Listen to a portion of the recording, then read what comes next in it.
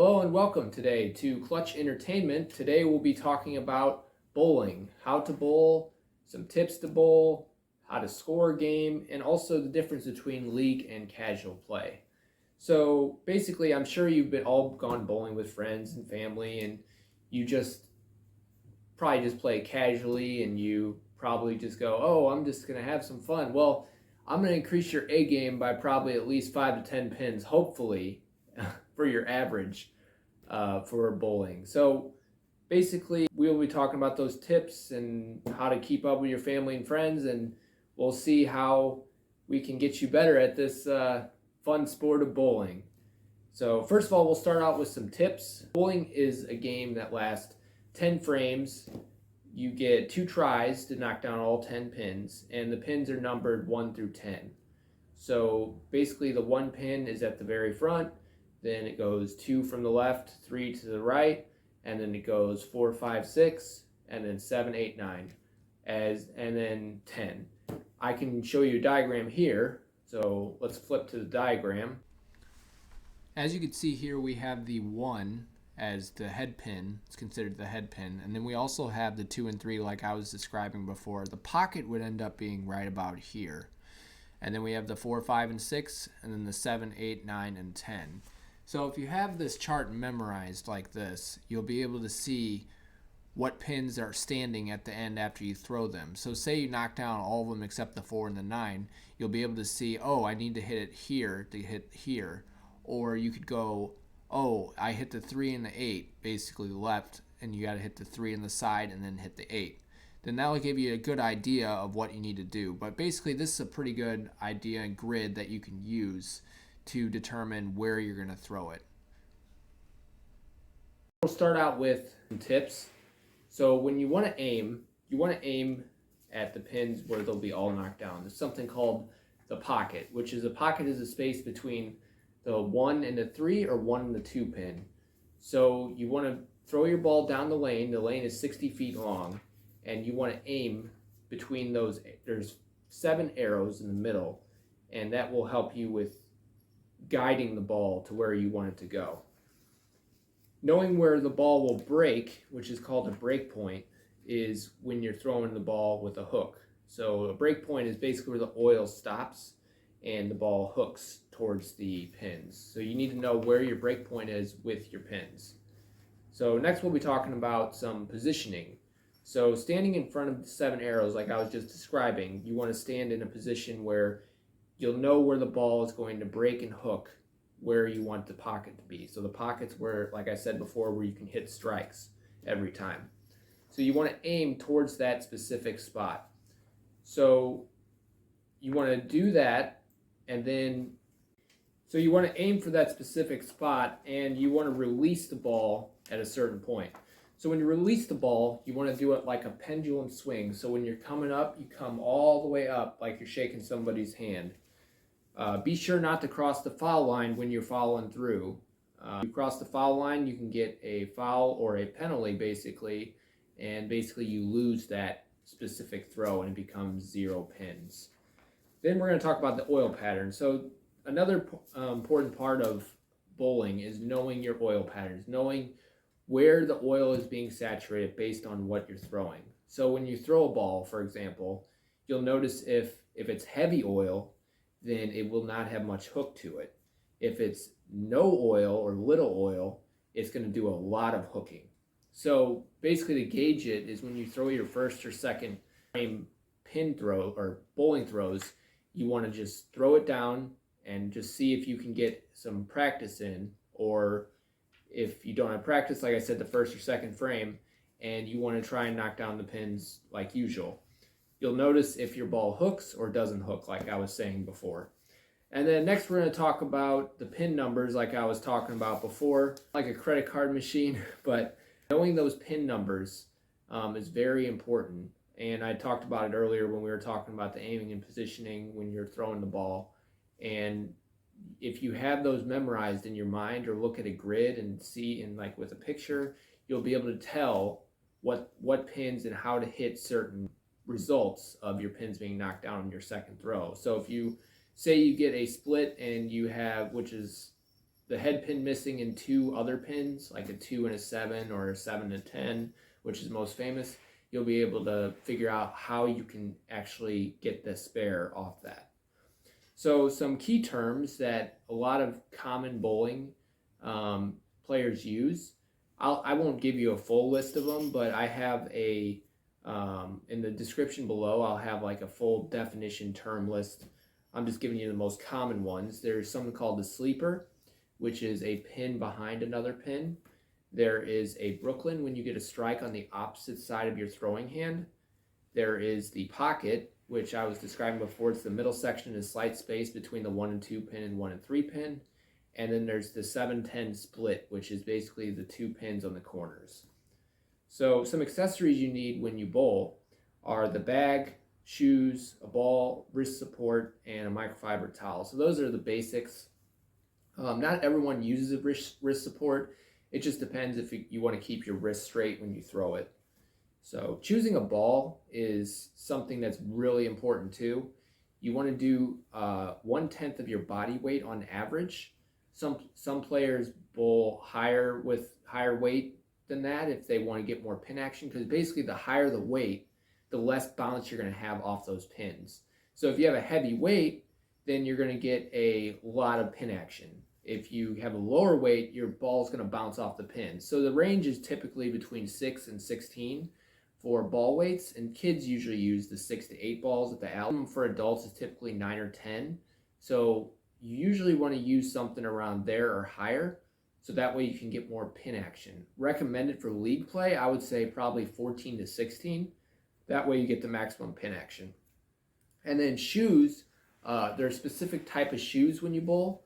So personally, I don't like using bowling alley shoes because they're worn down and they're like not the high quality that you can buy at the store, and also they cost a lot of money. So to rent shoes, you typically are paying between $3 to $4 or more, depending on where you live and what your alley says. But I would definitely go with buying your own shoes. You can get a good pair of shoes for $20 to $30 by going on Amazon or somewhere else, like a local bowling shop. It's just worth spending the little extra money for those shoes. But if you're bowling a league, though, you want to get a ball also. So we're going to talk about how you can keep score now. If you're just with a friend, or if you're anticipating another frame ahead or something like that, you can just follow along here. So basically on my chart here, basically a strike, which is 10 pins, it's your next 2 throws. Spare, 10 pins in your next throw. A miss or an open is just the line, the dash. A split is usually a circle by the number of pins you knock down. And then the 10th frame we have, if you get a mark in the 10th frame, you get 3 throws. So let's look at Joe's score here. So he got a strike, and then a spare. So basically you're taking the strike and you're adding the 10 in the next throw, which is in the 2nd frame, and then in the 3rd frame we have a spare. So basically he just got himself 27 pins because he got a 7, 10, and 10. So that's 27. So we go to the 2nd frame for Joe, and he's got a 47 here because he got a strike and then a 7 and then a spare. So basically it's 20 plus his last score on the 1st frame. So now he's up to 47 pins. And then he ended up getting a spare on top of that. So we had to wait till his next throw on the 4th frame where he got a 4 and an open. So it takes a 7 spare. So basically it's 14 added to that 47. So he's got 61. So let me show you another example of, so Alex on the 2nd line here, he's at 46 based on what he scored in the first couple. So a strike is 10, like I said, plus your next 2 throws. So he got an open and then he got an 8. So that would be equal to just like a spare because it's a strike and then your next throw. Only he got an open and then an 8. So basically he got himself 18 pins off that from his 2nd frame, which is 28 to 46. And then we have Tom down here where he had a spare and then a strike and then a spare. So a spare and then a strike is 10 plus your next throw. So that's 20 pins right there. So he added 20 to his 15 to get 35. and then he got 55 because he got a strike and then a spare.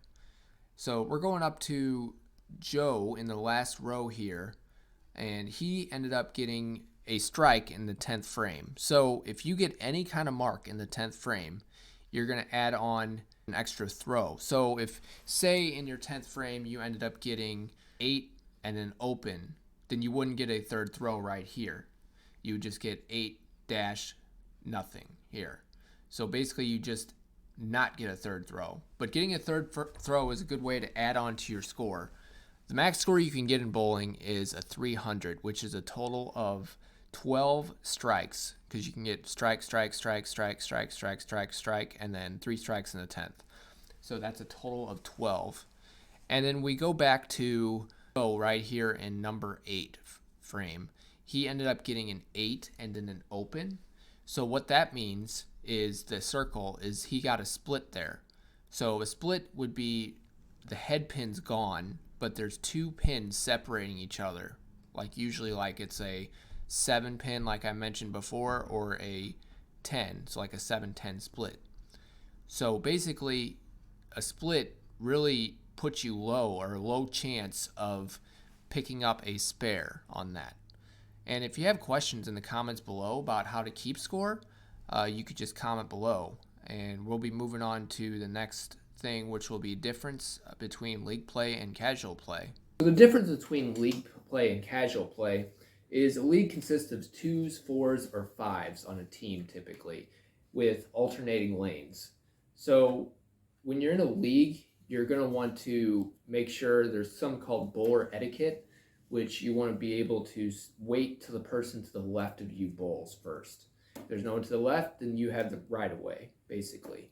When you're bowling too in a league, you want to look out who's on your right too. So typically I usually look over 2 lanes. If people aren't bowling 2 lanes over, then I just go ahead and bowl. Some people will get upset if you jump up on there, but basically you want to take your time when you bowl. You don't want anybody to force you to bowl. You don't want anybody to rush you. So if you're going up on the to bowl on your turn, you don't want someone to go ahead and say, your turn, you know. I've had plenty of times where I've been rushed and I have thrown it down the lane and didn't get the result I want. So you want to be able to gauge where you're going when you want to bowl. I would basically take a step back, rub your ball off with the oil with a microfiber towel, or do some other thing to contribute to taking your time, or talking to somebody. If you go and talk to your teammate just for an extra 10 seconds, you can get the person next to you to bowl before you, and you can take your time and go up there. When you bowl in the league, though, there's a point system. So you get 1 point for getting the total pins in a series. So a series is 3 games, and if you get the total pins as a team, then you get the total 1 point extra. And then there's two pins, 2 points for a win, 0 points for a loss. So you have a total of 3 games. So your max amount of points you can get is 7. So most of the time, if you win 2 games and you win the total amount of pins, then you get 5 points. Or if you get say you win 1 game and you get the total amount of pins, you can get 3 points, and the other team will get 4 points. So basically the 2 teams at the end of the league end up facing each other for the league championship. Rank number 1, rank number 2. Typically, a lot of leagues work that way. And before your game starts, you typically figure out the handicap. So you have to figure out averages. So averages are taken from all your games divided by how many games you bowled. So say I have 3 games bowled total. I'll take the 3 scores that I've gotten in those 3 games and divide it by 3. And that gives you your overall average. So if you bowl 50 games in a season and you divide that by 3, then you'll get your average, whatever it is. When you figure out something called handicap, handicap is when you're bowling people with higher averages. And the higher the average, the more handicap the other team receives.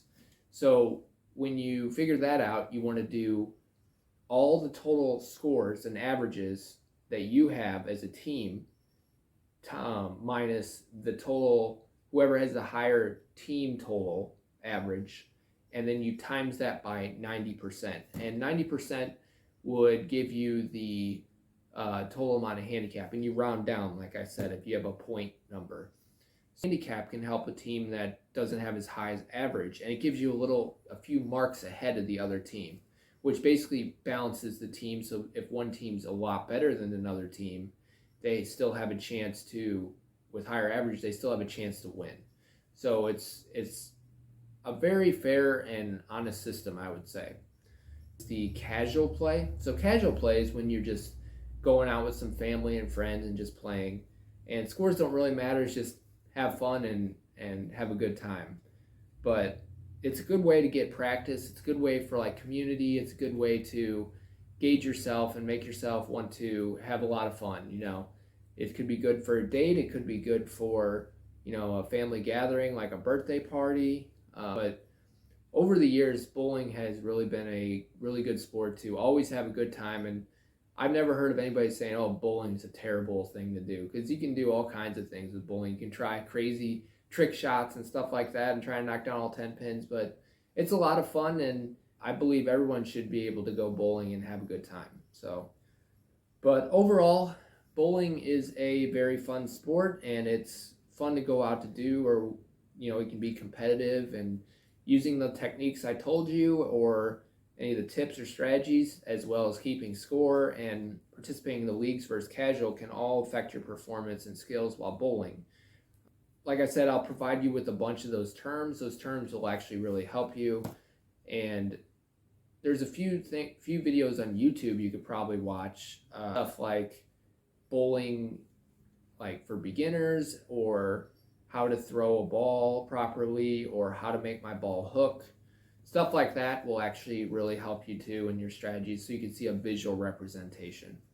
So thank you very much for watching Entertainment today, our 15-minute podcast that's weekly. And if you can like and subscribe, I'd really appreciate it. And if you have any other questions or you want to know more, comment in the comment section below. And I hope you have a great day. Thanks.